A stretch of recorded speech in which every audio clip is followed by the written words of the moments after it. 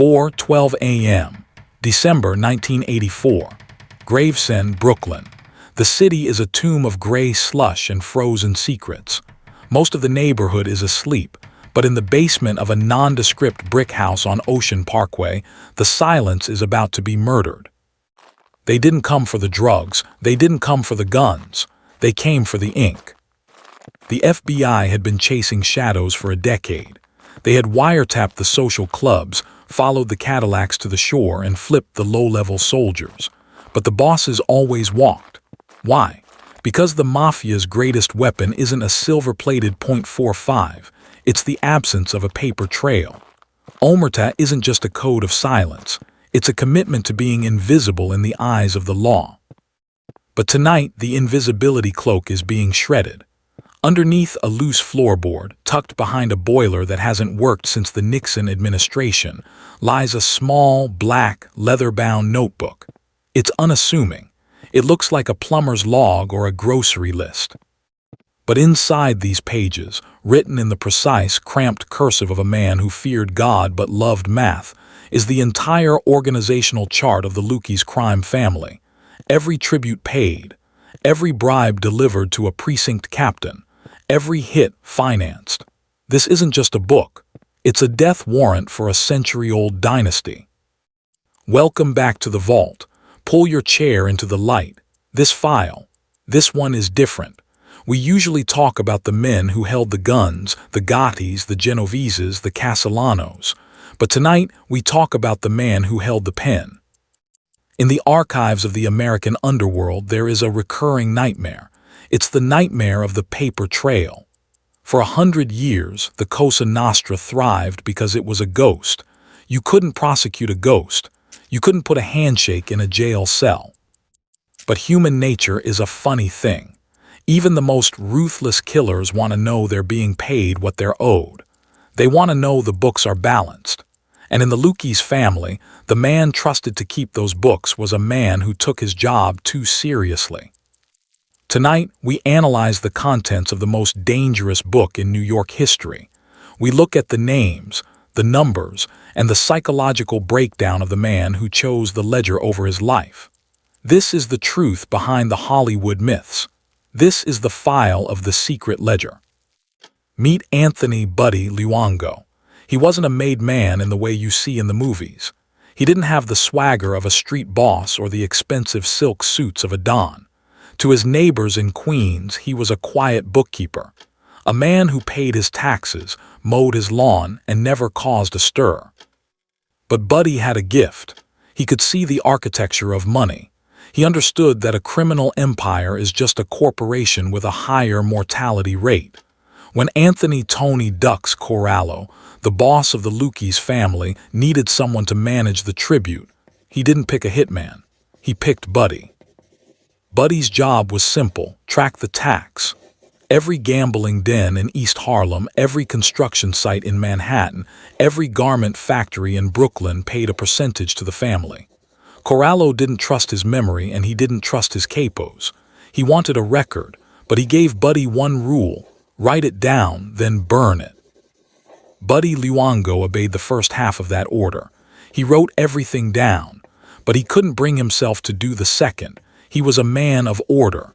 To Buddy, destroying a balanced ledger was like murdering a child. He kept the books. He hid them. And in doing so, he built the trap that would eventually swallow the 5 families.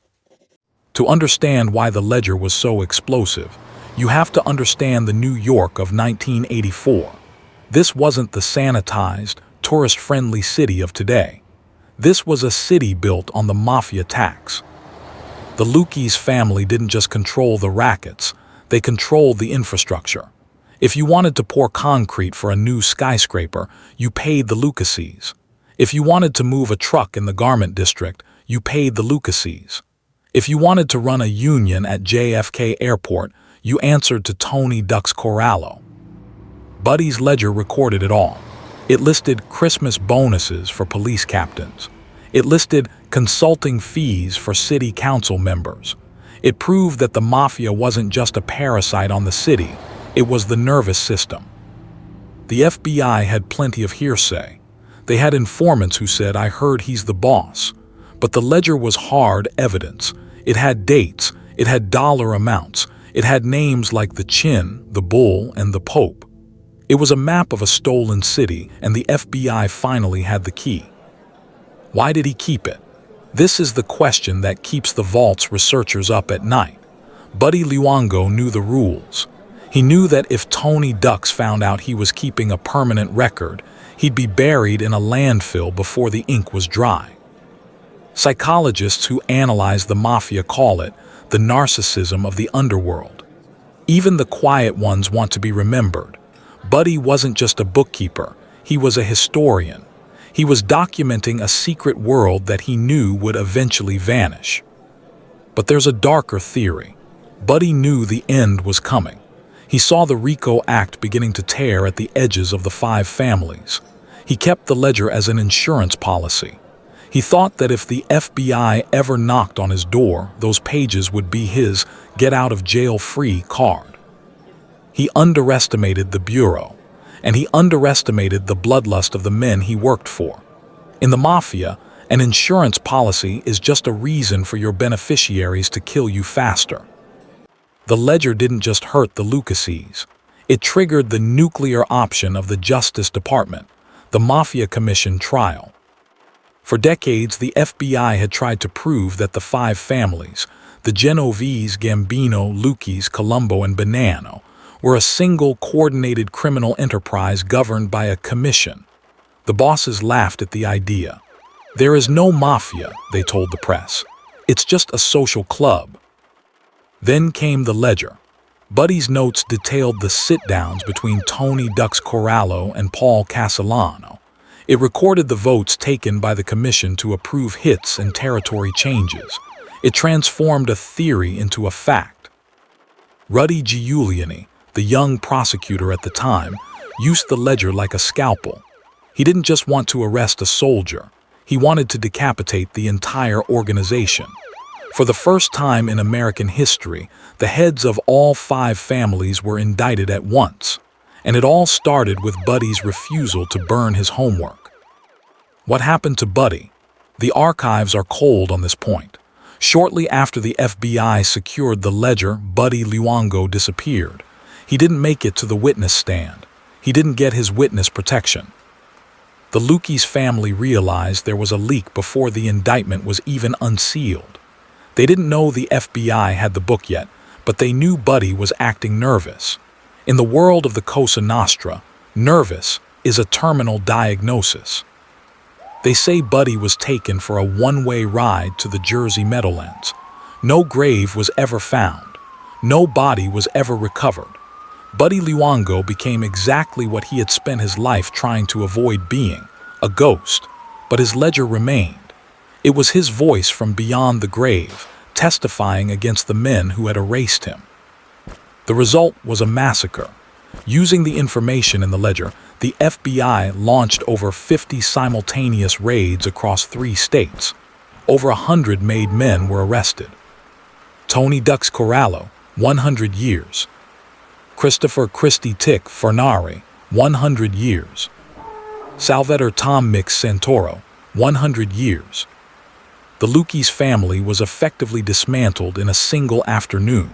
But the ripple effect hit the Gambinos and the Genoveses just as hard. The ledger provided the Rosetta Stone for the FBI's wiretaps.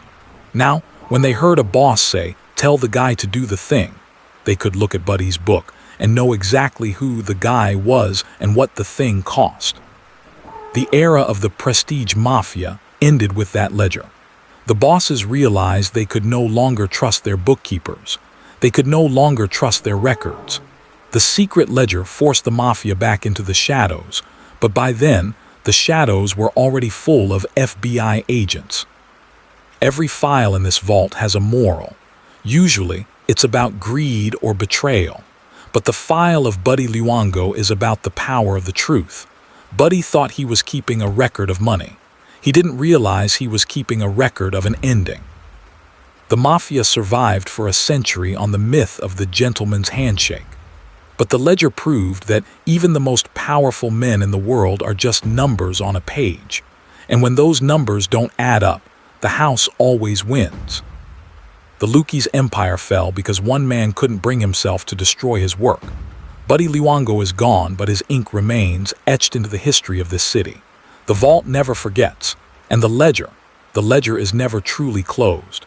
But the Luccheses weren't the only ones who learned that a handshake could be a trap. Sometimes the most expensive deal in history doesn't happen in a boardroom. It happens on a street corner, and the price isn't paid in money, it's paid in blood. Next week, we go inside the Genovese family to uncover the story of a single gesture that changed the underworld forever. Next file, the handshake that cost the Genovese family $50 million. You have been granted access to the truth behind the myths, but the vault has many more secrets to reveal. If you want to be there when we open the next file, hit the subscribe button now and turn on notifications. The archives are deep, and the ink is still wet. Comment below. If you were Buddy Luongo, would you have burned the book or kept the insurance policy? I'll be in the comments to hear your take.